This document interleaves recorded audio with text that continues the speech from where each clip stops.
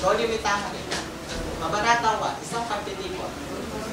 Na magtatapos sa Oktubre ay naghandog ng isang masaganang piging sa Kapitan Tiago sa malaking bahay niya sa Bilo. Puno ng panauhin ang napapalumuti ang bulwagan ng Maranyang Makati. Pagbupitin niyo. Boses! Dalawang kung tao kayo sa sabing, bakit ninyo iniwan ang ngayon iyon? Sapagkat siyang utos ng Kapitan General Padre Sipila, pinagsanggalang ang Kapitan General ang mga area laban sa mga ministro ng Diyos. Ano ang ibig mong sabihin, Padre? Nalilimutan ko nga pala ito ang tinyente ng General. Ang ibig ko sabihin kapag pinabuhay ng urang pambay ng sangali upang ipatapon ay walang karapatang mong iwasan kasi kahit pa ang pinuno mo Kapitan General. Ipinababat sa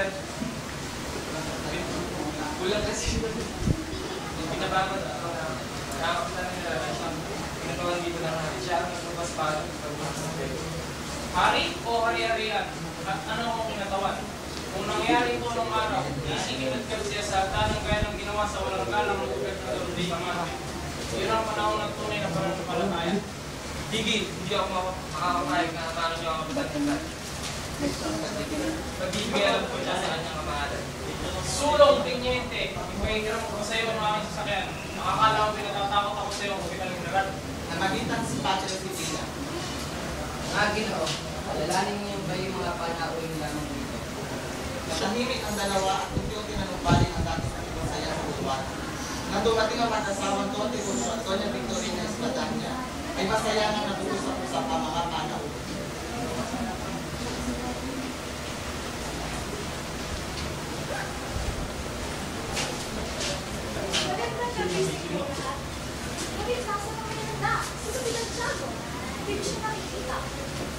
Na mga sandaling iyon ay siya pagdating ng isang Kapitan Tiago kasabay ng isang binata. Ang pagkatapos ng kabanata.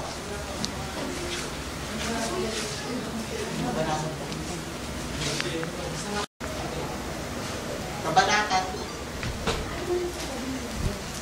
Si Crisostomo Ibarra.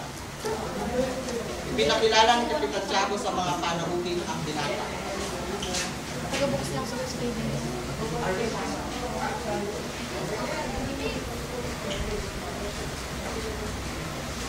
Nakatangan ko ipakilala sa inyo sa project ko sa may baka.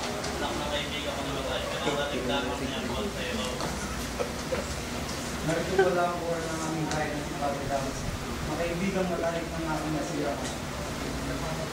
Nagkakamali ka, binata. Ngunit di ba kayo si Padre Damaso ang kuha ng sarili? Ako nga, ngunit kailanman ay hindi ko naging kaibigan ng iyong ama. Nagkasabi noon si Padre Damaso ay lumay. Bakit ganoon si Padre Damaso? Lumapit kay Ibarra ang tenyente. Binata, babahan ng sugar na tayo. Ang makunin niya. Binakati na si Pagkasunod sa iyong bayan. Naway nag-imbit niya ang makalat sa iyong mga. Ilalawang yung mga siya'y nabubuhay sa isang mahal na tao. Mapuri niyo sa aking mga itimaparang sa aking mga nilang. Tungkol sa kanya, naging palad na ako ang kanyang naging anak at di nakapagtatapos. Sinasabi ba ang anak ng Yahweh? Ano ang ibig niyo sabihin niya? Hindi sumagot ang tenyente. May luha ang mga mata noon nang siya'y gumalikod at sumayo. Naiwan sa gitna ng bulwagan si Ibarra. Pagkuhay lumapit siya sa mga nakapagod pa talaga na.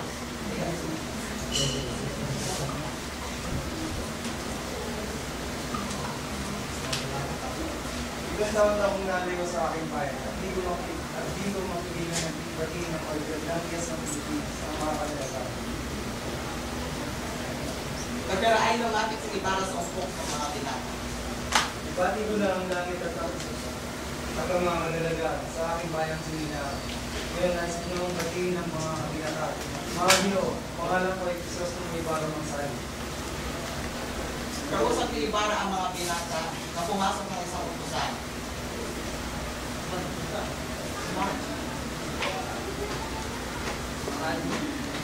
Mga Ginoo, makahanda na ang Ang pagtatapos ng kabanata.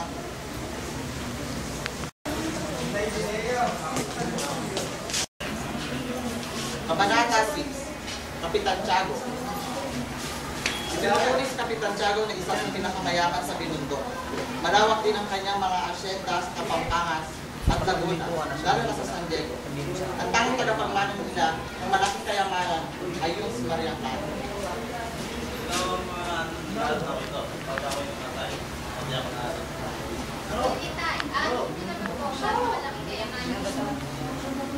Si Kapitan Tiago ay anak ng isang taga-Malabo na napakayaman, ngunit napakakuripot. Kung kaya nagpaaral sa batang si Tiago ay isang mabait at Dominiko. Hinarap ni Kapitan Tiago ang paghahanap buhay nang lumao ang bukang Dominiko at ang namatay ng kanyang ama ay napakasawa ng isang magandang taga-sata, si Doña Pia Alba.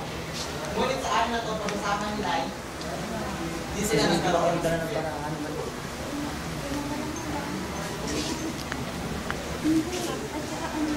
Nalulubos na ang aking pamilya. Meron na rin sa Kapampangan.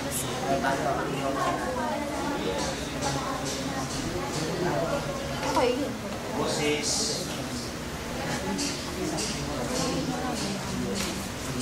Si Doña Pia ay tinayuhan ni Padre Damo. Pag tumawa ka sa panto, tuloy sumayo ka sa listahan isang Pascual Medal. Taimtim kang manalangin at bibigyan ka niya ng isang anak. Sinunod ni Doña Pia ang payo ni Padre Damo. Dinagdagan, siya nagdalang tao. Ngunit malaki ang kanyang pagbabago. Naging malungkutin siya at tinanaktan. Kalma po.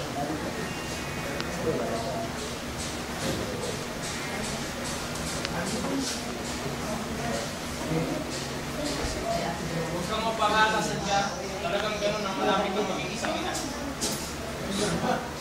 Si Doña Pia ay namatay pagkasila ng isang sanggol na babae. Si Pia ay nasa langit na ngayon, Santiago. Ang alalahanin mo ay ang iyong anak. Ang sanggol ay pinangalan ng Maria Clara at si Padre Damaso ang naging. Nang may 14 na taon na si Maria Clara ay pinag-aral siya sa Beaterio ng Santa Catalina sa payo ng Pura ng Pinto. Ganap ng dalaga ngayon si Maria Clara at ang makaganda. Ganito ang madalas sabihin ni Isabel tungkol sa kagandahan ni Maria Clara. Ang katulad niya isang magandang tagayaturo. Ang pagtatapos sa kabalatas, ito na magkapatid na sakristan ang mga pagpapala.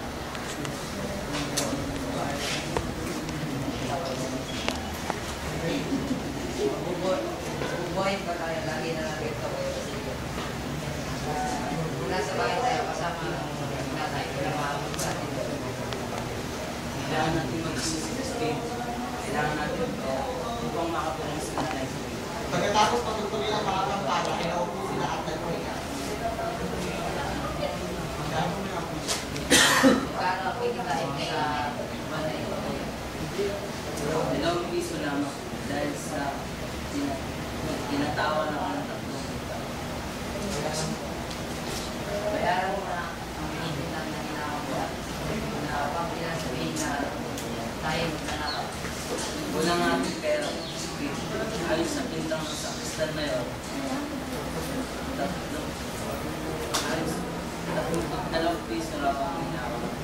Natigil ang kanilang usapan na dumating ang sakristan na ito. Aha, ang mga bunting magnanakaw. Ikaw, Basilio, ay magmumulta ng 2 libra dahil sa mga iyong pagtugtog sa kampana. At ikaw, Crispin, ay may iiwan dito hanggang di mo nililitaw ang iyong ninakaw. Ngunit Ginoo, sinunod kami ng aming ina. Makakauwi ka na, Basilio. Ngunit ang iyong kapatid ay may iiwan. Huwag mo mag-iwan ko yan.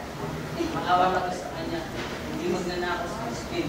Ngunit hindi napilit ang sakristan na ito at kinanagkat si Crispin papanood sa hagdan.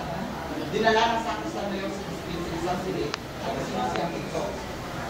Kasi Hanggang di mo nililitaw ang iyong ninakaw, ay mamamatay ka sa palo. Ako po, maawa po kayo sa akin. sa labas ay naririnig din si Nako po. ng kaawa-awa sa Crispin.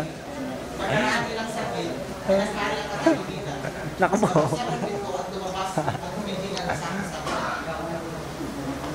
Bakit narito ka, Basilio? Hala, sulong, uwi!